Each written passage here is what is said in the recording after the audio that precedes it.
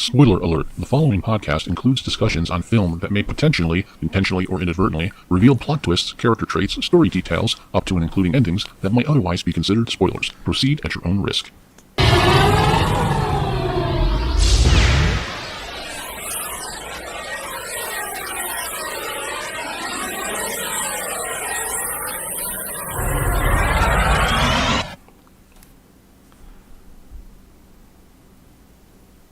You're listening to Moviesucktastic.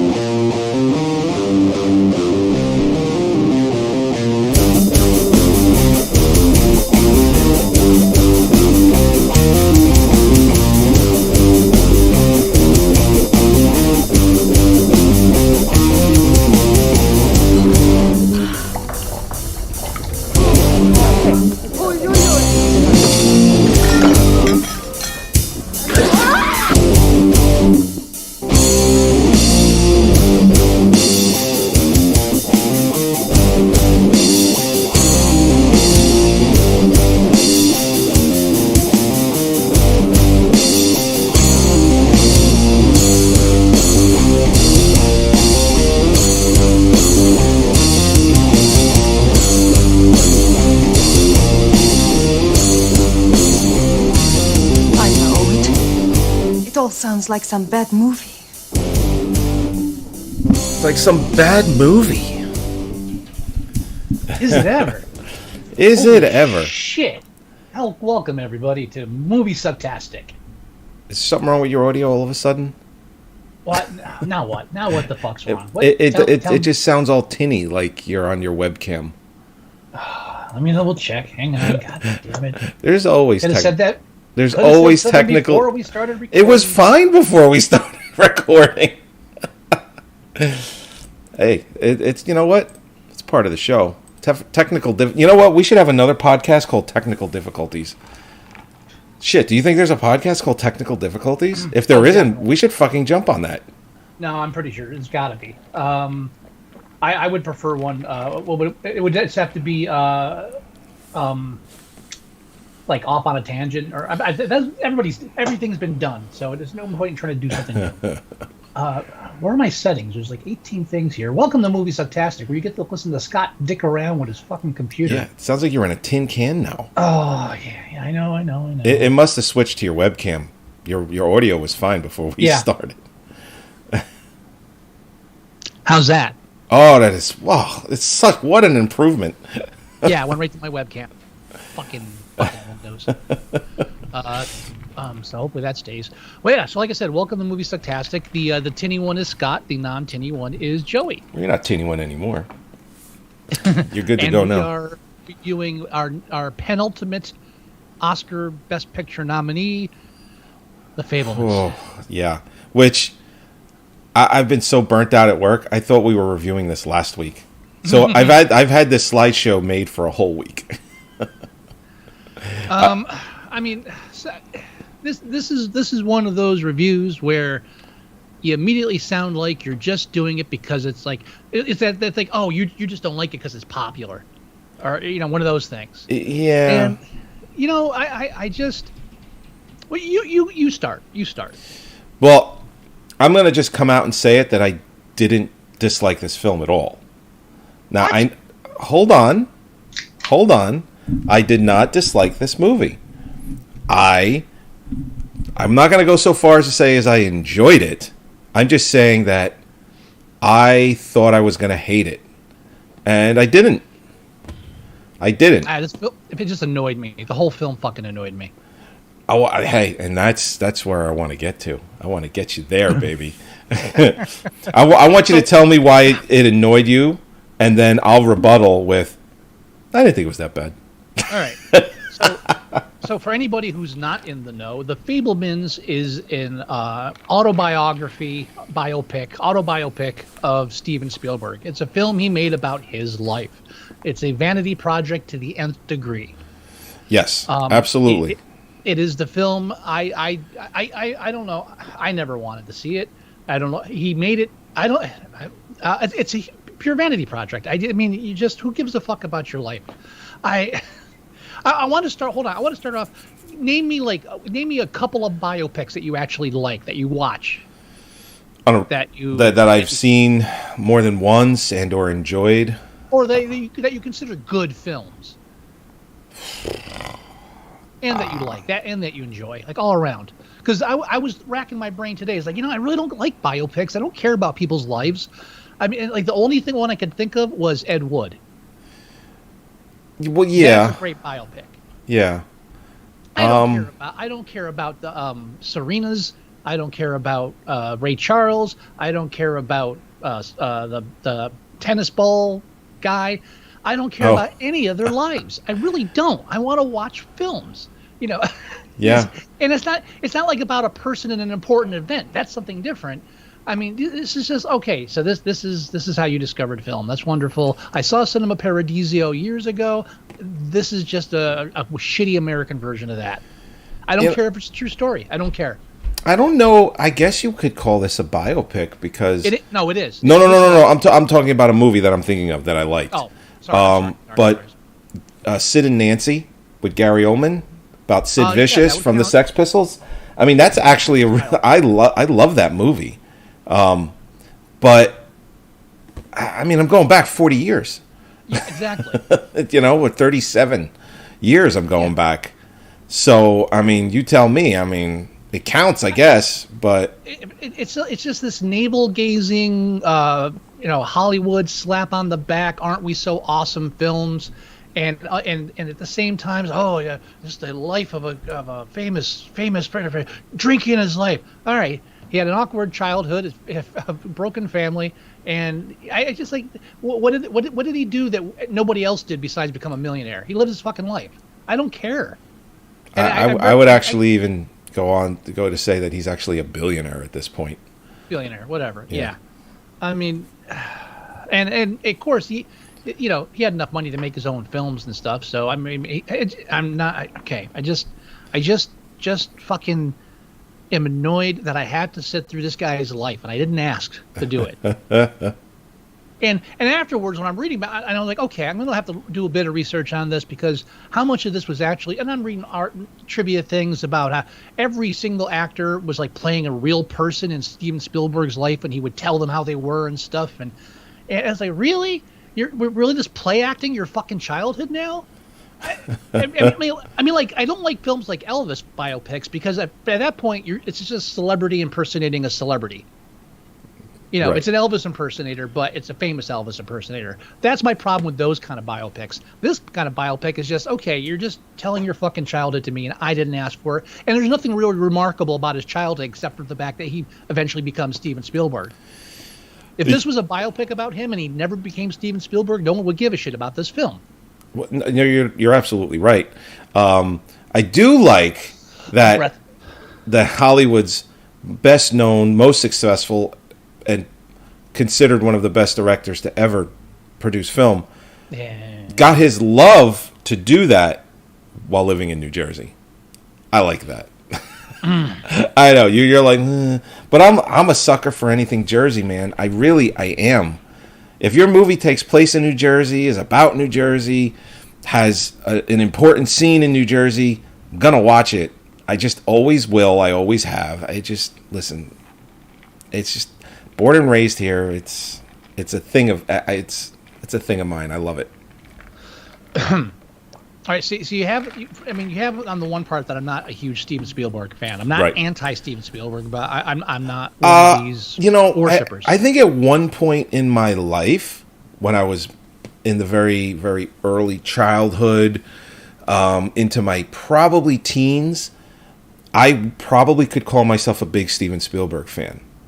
The movies films or him? Films. That's what I'm saying. I didn't. Well, listen. I don't know him. Obviously, he could be the most charitable, greatest person in the world. I don't know it. I've never met him. No. Let's put it this way. You have Macintosh fans or Apple fans, and then you have Steve Jobs fans. Well, true. Two different things. Yes, it is. You're very right with that. It's the same thing with this. It's like, yeah, I liked a lot of his films. I didn't like some of them. And I don't give a shit about him as a person. And that's how it's always been. I mean, I have very few, and even the ones I do love, like Zack Snyder and Peter Jackson before King Kong. I never really gave a shit about their personal lives. Like, it's just, I want to see the films and the filmmaking, and that's it. Yeah. There's none of this. And so with that and with that in mind, I didn't go into the film trying to tear it apart. I think my main problem with the film is because knowing, and even though I didn't know, I kind of caught on at a certain point, knowing that this film is just his condensed biography of him with all these important parts of his life that he's going to share with us. So like my perfect example of this is the shopping cart scene. Right. So like, there's a storm, everybody's freaking out, they get in the car, and then there's this spectacular thing with the shopping carts going by, and I'm just sitting there thinking, this has nothing to do with anything. This happened to him in his childhood, and now I'm watching this wonderful high budget, like, just portrayal of this event in his childhood, and this has nothing to do with fucking anything. Well, I think what a lot of scenes in this film, and don't quote me on the shopping cart scene, but throughout the entire film, there are like little Easter eggs and little scenes that are reminiscent of other films that he's made and produced. Like when they're on their bikes in their Cub Scouts uniforms and they turn the corner from the right of the screen into the center left. That's right out of E.T.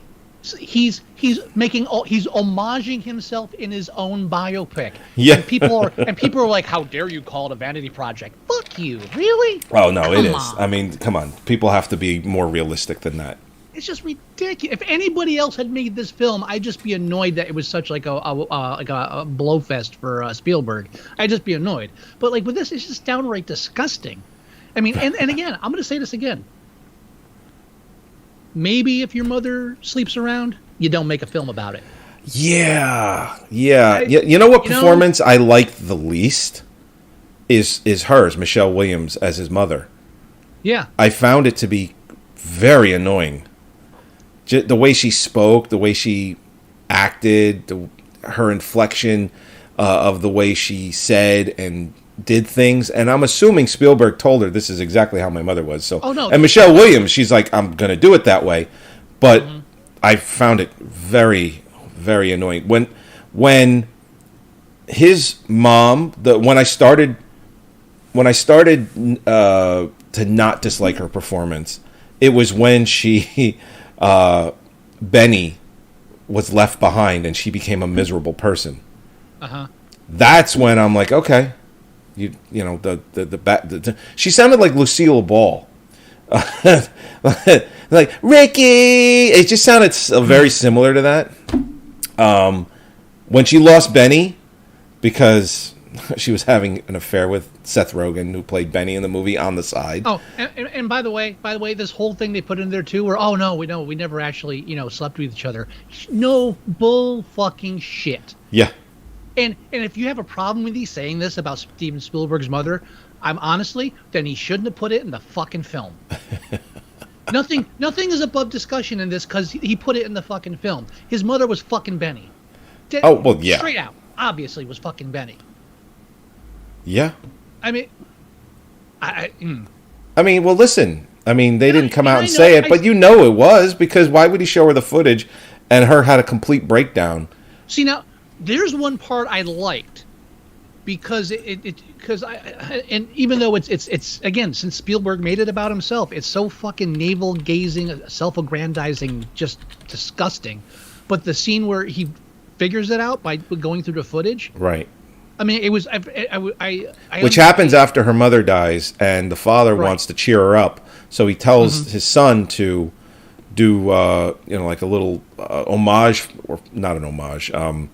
Little film when they went on a camping trip, and then that's when he noticed all of the times that her and Benny were like white on rice. Yeah, so as he's like going through it frame by frame, he's noticing in the background that stuff he wasn't focusing on at the time, and he sees like them like snuggling and acting like the lovers they are. And I thought that was a nice metaphor for the idea that the filmmaker like sees what we don't see, or try like the whole idea that film exposes our lives to ourselves and shows us more.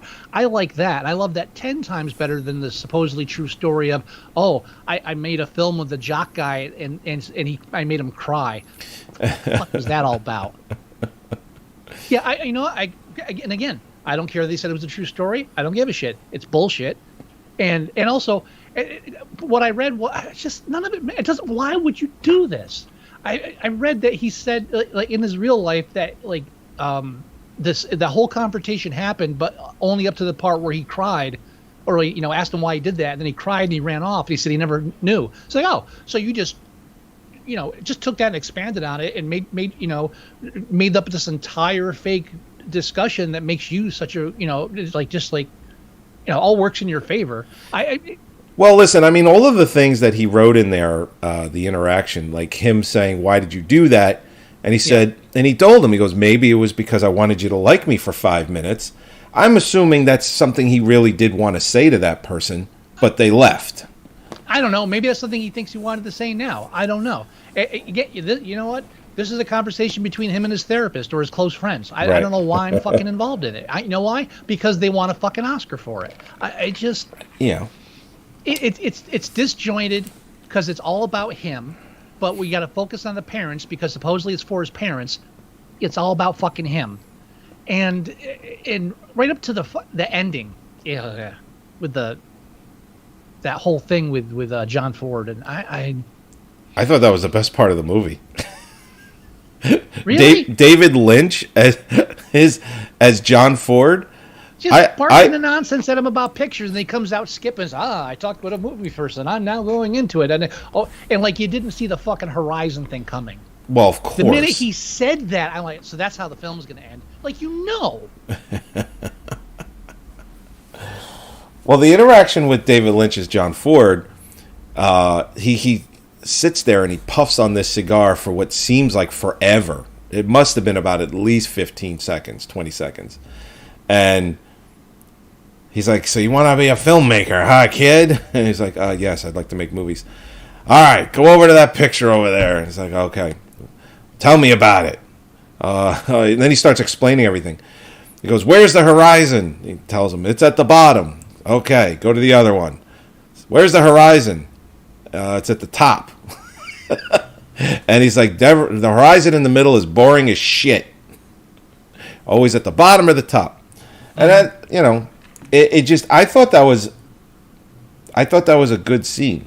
I didn't like it. I just nothing charming about it for me. And again, as he's saying it, I'm thinking, okay, so the film's gonna end with that. Because we know we're at the end of the film. It just felt like I felt like I was watching Boyhood again. except with better acting and a screenplay. Yeah. I'm not a fan of the screenplay. Like I said, I feel the film is very disjointed. He's trying to squeeze in his parents' story in this film at the same time his own, and I think it's just it doesn't. I don't think it works. Well, if this was just a normal story and didn't have anything to do with fucking Spielberg, I'd still walk away with like the same reaction. This isn't like a hate fest for him. It's just blah. This is the world's greatest filmmaker. Really? Well, the spectacle of the train crash. Listen, I knew you were going to go into this. I knew that you were going to come in hot on this one. I didn't think it was that bad. I had a lot less issues with it than you did. Well, but again, it's this isn't just. Listen, and don't get me wrong. I'm not going to go. You know what movie you need to see? By the way, you should definitely go check out The Fabelmans. That's never going to come out of my mouth. By the way, the title of the film. Oh well, yeah. I mean, come on. I fucking hate that. What I hate worse about it is that they even bothered to change the position of the E and the L. Yeah. Now you're just like pretending you're cute. What the fuck? No. Well, you know what's funny? When I was creating the slideshow, I spelled it correctly, and I'm like, wait a minute. I'm like, I just assumed it was the right way, but I spelled it correctly on the thumbnail for the episode on YouTube. However, whenever I've written about it in anything else, I purposely misspell it out of spite. Okay. It's a stupid fucking title. I don't care if Spielberg actually does like translate to Fable or Spiel or Berg. One of them, probably Spiel, supposedly translates to Fable. So it's like I don't care. It's still a cheesy fucking No. Well, No. Just because it's true doesn't mean you use it. yeah. Yeah, but I mean everything with the monkey and why Oh, do we the care about monkey. Why Because do it we was care in about the Indiana monkey? Jones. I mean, these are all little homages to the movies that he's made. Like there's so many, like them being out in the desert in the Cub Scout uniforms. It's basically in Indiana Jones and the Last Crusade when River Phoenix plays the young Indiana Jones. They're all in their Cub Scout things. They're in the middle of the desert. It's literally the same thing. Now, defenders of the film are going to tell you that's because he's trying to show you that film is a part of his life, and these films that he made are part of him and his life, and vice versa. Well, yeah. And that's a valid argument, but fuck you nonetheless, because Spielberg wrote it, and Spielberg directed it, and Spielberg made a film about his mother cheating on him. Well, Yeah, on his father.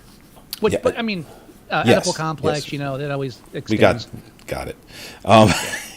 But yes, I mean, there's little trinkets of Easter eggs everywhere in this. I'm sure if I cared enough, I probably could have found a list of it and brought it to the show. But they're everywhere. They're literally everywhere. And you know, people eat it up, man. They're like, oh, yeah, the little spider monkey from Indiana Jones. I got it. Awesome. Oh, they're out in the middle of Arizona doing the rocks. That's why he had the inspiration, you know, to do this in Empire of the Sun. And he did this in Last Crusade. And he did this in, you know, Temple of Doom. It's like, it's all of that. It's all of it. I just think it's appropriate that Steven Spielberg's mother cheating on her husband is Yeah. what eventually drove him to become the Riddler. Makes perfect sense. For anyone that doesn't know what Scott is talking about, he's talking about Paul Dano playing his dad, who played the Riddler in The Batman that came out in 2021. Or 2022. Came out 2022. Yes. Yeah, I mean, but again, it's just you know what I can compare this perfectly. Here's another. Actually, just thought of a biopic I saw in my childhood, and I still love to this day. But I'll give the same criticisms. Was one of the same criticisms. If You Could See What I Hear. It's about the blind guy that became like a lawyer and a golfer and all this stuff, and it was about his life. Yeah, I've never seen it. It's a great film from the 80s. I mean, but it does suffer from some of the same issues. This is just about this guy. They're trying to tell this guy's life story, so it is very disjointed. It just shows segments, and there's like these things. Oh, and here's where he saved the drowning kid, and here's where his friend he and his friend became roommates, and like all these little stories. Oh, wait a minute. Is that the one with Mark Singer from The Beastmaster? That is exactly Mark Singer from The Beastmaster. Yes. Fuck, I've seen that. Yeah, that was on cable. When you said when he saved the kid from drowning, I'm like, yes, he did. The kid fell into the pool. Yeah. Slide. Yes. To this day, I remember, and that's why Mark Singer in any other film I watch him, he looks blind to me. Whenever he stares, I'm like it's like he's pulling that far off stare. It just freaks me out. I think as a kid, the next thing I saw him in was V. Yeah. Yeah, and it kept freaking me out. I was like, is he blind? Yeah. But I mean, anyway, obviously, the thing that I know him the most from is Beastmaster. So. Well, yeah, obviously. But yeah, I didn't remember the title of that. But as soon as you said "kid drowning," blind guy saves kid drowning, boom! My childhood just rushed back into my brain. Hey, children drowning. I always remember that. Oh, shit. oh boy. God. God. It had the same problem. It's vignettes, so it's stitched together, and it's there's a narrative to it, but it is disjointed because Right. you're not telling like a 3-act story. You're telling a progression of someone's life, and then when you try to divide it into 3 acts, it just that's one of the problems I have with biopics. I mean, Elvis was disjointed, but that's that director's style, so that's a whole different story. But I mean, I think I have. I'm not saying it's a shit film, but I'm saying it's a shit film because Spielberg directed it and wrote it. Yeah, I mean, I guess if somebody else made this movie about him after he died, we'd probably Remember all the shit probably be that having a Mel different Gibson got because conversation. he directed himself in Braveheart. Yeah. I distinctly remember vain, narcissistic. I remember it hugely. He just directed himself. The film wasn't about Mel Gibson. Right. So how does this get a pass? Well, should we go over its nominees? Or nominations, I mean. There aren't many. There aren't too many. Here, let's see. Oh, where's my list? We have production design. Production design. It has 7 nominations, so it's like right in the middle. Yeah. So no, it is not. It's not a gigantic amount, but it isn't a small number either. So it has production design. It's up against All Quiet on. So it's right in the middle. Yes, I was agreeing with you. Well, you initially said it didn't have many. I know, and I corrected myself. Ignore me. Go on. Yeah, I'm gonna ignore you. I am. All Quiet on the Western Front, Avatar: The Way of Water. Which, how does that get production design? Seriously, it's all fucking computer whatever. Babylon, Elvis, The Fabelmans. I don't know who wins this. I don't care. I mean, I will put something. I lost my screen here. I will put something when I do when I fill out the ballot for Oscar night.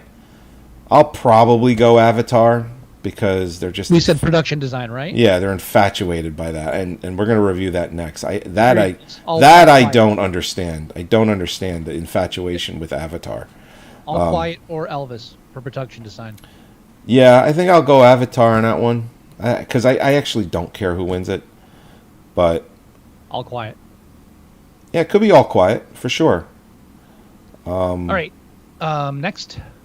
Next is original score. John Williams did the score for this, as he does most, if not all, of Spielberg's movies. Actually, one of the movies that he didn't do was The Color Purple. Quincy Jones did that one.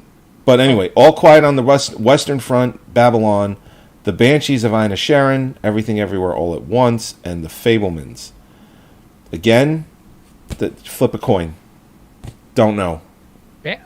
Honestly, I think it's between Banshees and Everything Everywhere All at Once. Mm-hmm. And I'll tell you, I made Holly watch Everything Everywhere All at Once. Okay. And guess what she did? Walked away. She forced the kids to watch it. Oh, wow. Cool. Yeah. I was like, so the third time, I was just like playing Fallout in the other rooms. Like I've seen it twice in many weeks, but I'm listening to it, right. and I don't. Soundtracks don't really, I focus on other things. So sometimes I don't really remember or recognize the music. But just listening to it in the other room, the soundtrack, fucking amazing. Oh, it's so great. Inventive and multi-layered. It's just great. Yeah. So my money's on them. I think it's a coin toss between Banshees and Arrow. Yeah. Original screenplay. Banshees of Inisherin, Everything Everywhere All at Once, The Fabelmans, Tar, and Triangle of Sadness. No. We've done this before. I think we both agreed that Everything Everywhere should win, and if it doesn't, we'd be happy with Banshees. If you put these in order of deserving it, Fabelmans is at the bottom. At the very bottom. It's not. It is not. It's not an Oscar-worthy screenplay. I'm sorry. No. Actor in a supporting role: Brendan Gleeson, Banshees of Inisherin; Brian Tyree Henry, Causeway; Judd Hirsch, The Fabelmans; Barry Keoghan, The Banshees of Inisherin; Ke Huy Quan for Everything Everywhere All at Once. Now, I understand why they nominated Judd Hirsch. They did it for 2 reasons. 1, he's old, and he's never been nominated before. And 2, his performance is probably my second favorite next to David Lynch. I just thought he for what he did for like whatever. What was he on screen for? 6 minutes? Maybe 7 minutes?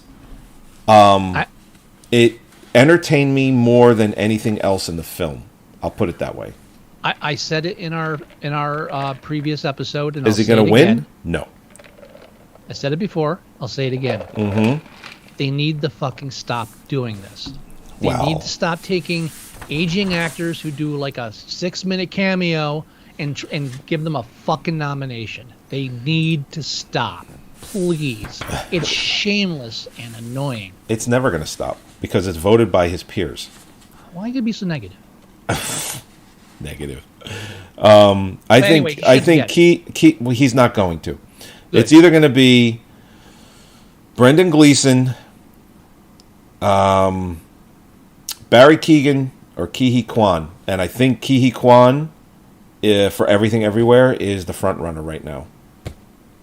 I really do. I think that's the case. Actress in a supporting role. We have...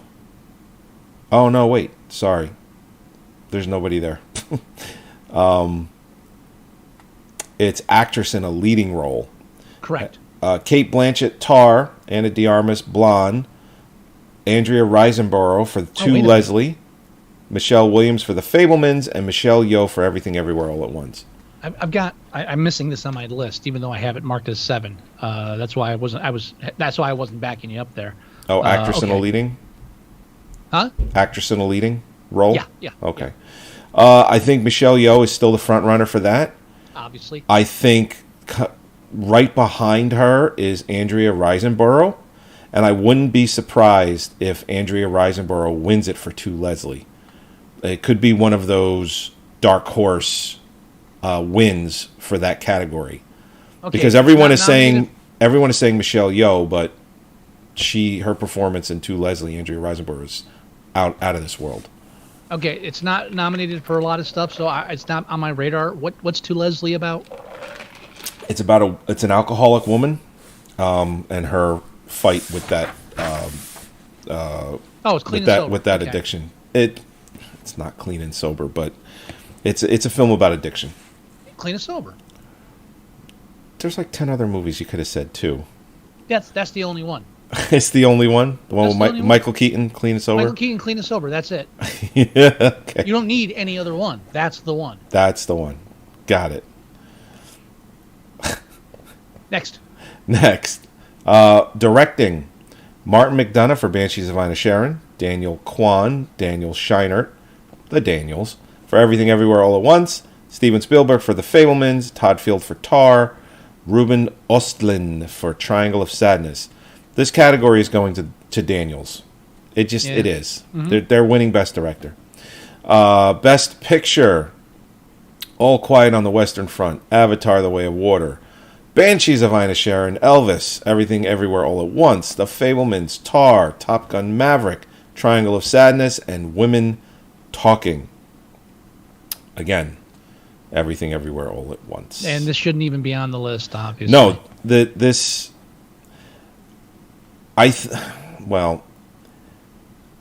we're going to review Avatar next, but I truly feel that Avatar is taking up a Best Picture slot, and I it is very much.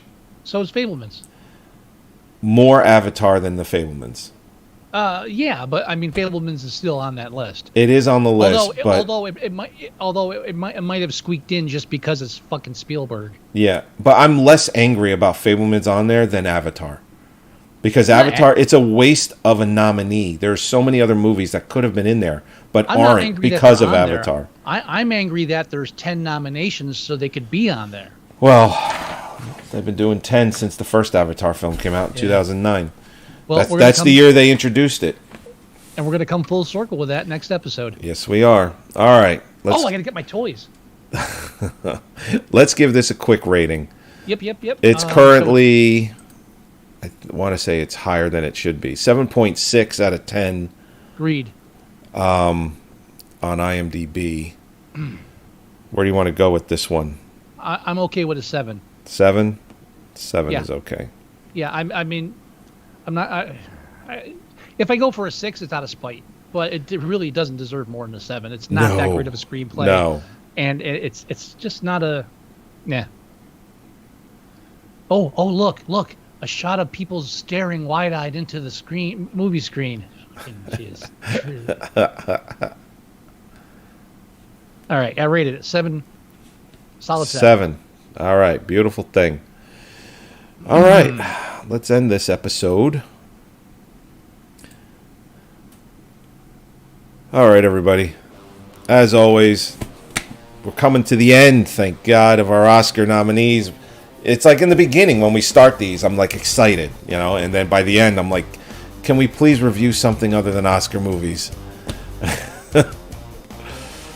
But anyway, episode 392, go to our website, Moviesucktastic.com. Download or listen to the show right there. Go to iTunes and do the same thing. You can go to facebook.com/Moviesucktastic and look at anything that we post there. You can call us at 908-514-4470. You can email us at themovieguys@Moviesucktastic.com. If you would like, do a search for us in your favorite search engine. Just do a search for Moviesucktastic. We are on Amazon Music. We are on iTunes. Spotify is coming soon. Stitcher. We're on iHeartRadio. Everywhere. You'll find us everywhere. You can get the Android app at moviesucktastic.com/mst.apk, or you can just download your favorite podcast player and just do a search for Moviesucktastic, and we come right up. Do you have any words of wisdom, Mr. Wilson? I'm just disgusted. Well, those aren't... I mean, I guess that's close enough, but... All right, everybody. We will talk to you when we review Avatar, The Way of Water. It's going to be fun. Oh, it's going to be great. Later.